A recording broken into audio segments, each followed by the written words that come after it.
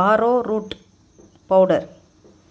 இது வந்து நல்லா பேதியாச்சு, வாமிட் எடுத்தது, விடாமல் பேதி ஆகிட்டுருக்குன்னா இது வந்து பெரியவங்களுக்கு எப்படி சாப்பிட்ணுன்னா நாட்டுப்பழம்.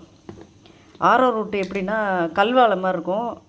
இதனுடைய இது வந்து வேர் வந்து எப்படி இருக்குன்னா முள்ளங்கி மாதிரி இருக்கும். முள்ளங்கி கிழங்கு மாதிரி வெள்ளையாக இருக்கும். அதாவது கோரக்கிழங்கு அந்த மாதிரி இருக்குல்ல, அது மாதிரி இதுவும் ஒரு ரூட்டு தான். இந்த கிழங்கு தை மாதம் கிடைக்கும். இது என்ன பண்ணணுன்னா நல்ல பழம், இது நாட்டுப்பழமாக இருந்தால் நல்லாயிருக்கும். இதை நல்லா பிசைஞ்சிட்டு நல்லா பிசையணும். நல்லா பிசைஞ்சிட்டு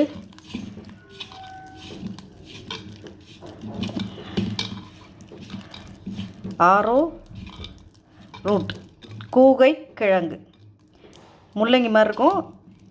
இலையில வந்து வாழை, அப்படியே வாழையை கல்வாழை தெரியுமா, கல்வாழை செடி மாதிரி இருக்கும். அதனோட இது வந்து இந்த கிழங்கு திரும்ப வந்து அந்த செடியே வச்சாலே வந்துடும். இது வந்து அவ்வளோ ரொம்ப நல்லது. இப்படி பிசைஞ்சி அப்படியே மிழுங்கிடணும். மிழுங்கிட்டோம்னா அப்படியே பேதி, எப்படி பேதி ஆனாலும் சரி சூப்பராக டக்குன்னு நின்றுடும். இது சூப்பரான மருந்து. இது மருந்துன்னு நினைக்க வேணாம், ஆரோக்கியம். அது பேரை பாருங்களா, ஆரோ ரூட்.